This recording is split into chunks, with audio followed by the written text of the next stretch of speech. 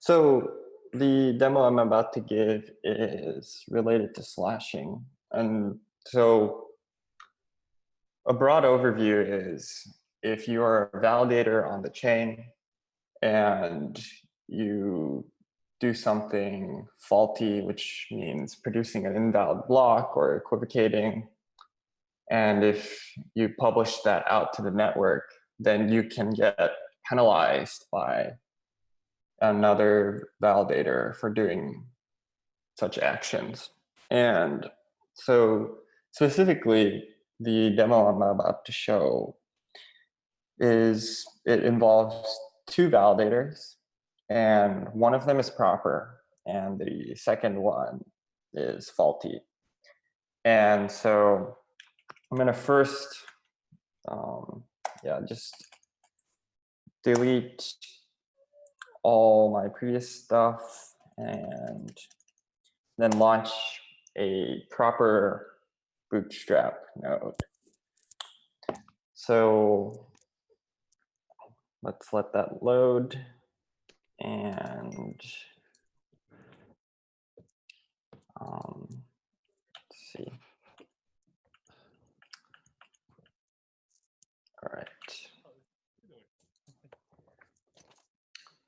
So yeah, give it a few more seconds.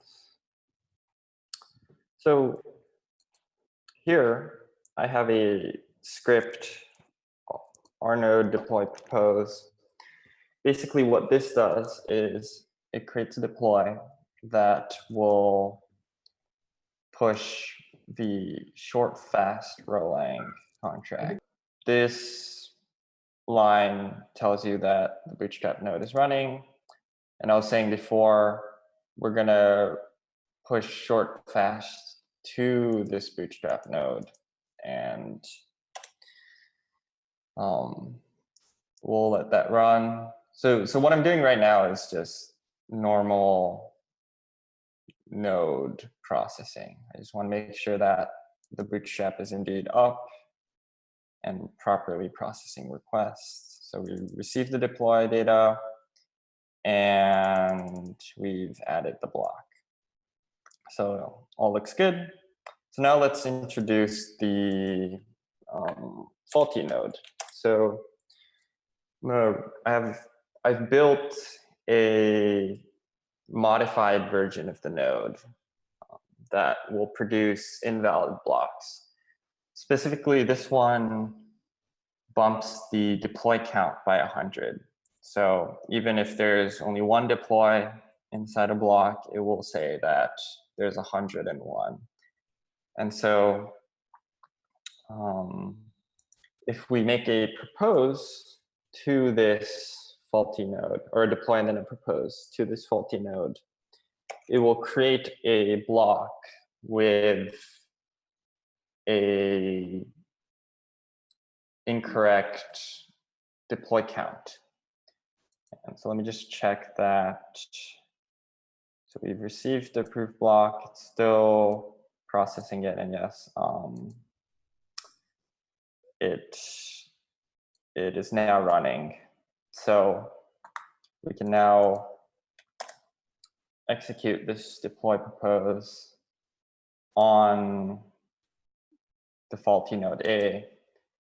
And if you're curious, the way I differentiate is, one is this number is the ID of the faulty node, and 0 is the ID of the Bootstrap here. So that went. So it created the block 2, and it sent it to the Bootstrap node. And here we can see that the Bootstrap node has indeed recognized the fact that the deploy count does not match the number of deploys, because there's only one deploy in this block, but the deploy count said 101, as I explained before. And so what this means is the next time the Bootstrap creates a block, the faulty node A will be slashed. And just to make sure that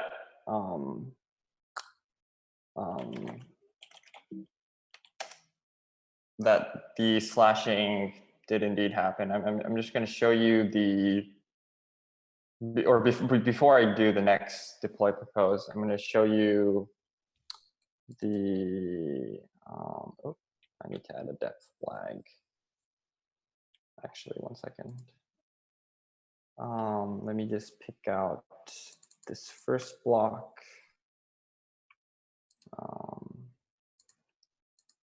So if I do a show block on the first block I proposed on the bootstrap, it will show the bonds validator list here. And so we can see that,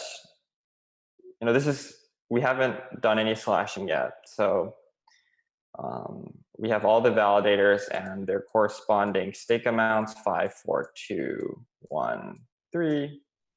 Specifically, keep an eye on this one. This is the ID of the faulty node here. And so the next time we, as I mentioned, propose on the bootstrap, what I'll do is, in addition to deploying this short fast, it will deploy a slashing deploy.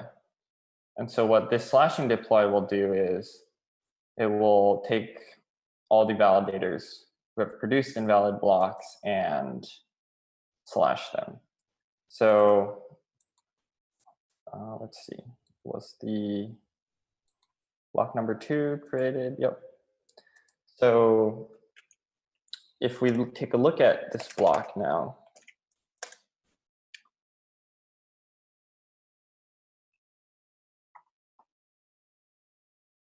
we'll see that the bonds validator list has an updated entry where the faulty validator from here has a bond of 0. And so this means that this means that the faulty validator is slashed, and because any block that builds on this block will have will copy this bonds validator list or copy and modify if there's any slashing deploys in addition to this. But essentially, it will build off of this bonds validator list. And so all future, or the feature of the chain that stems from this one will always have this faulty validator as a stake of 0. And so with that, this demo is concluded.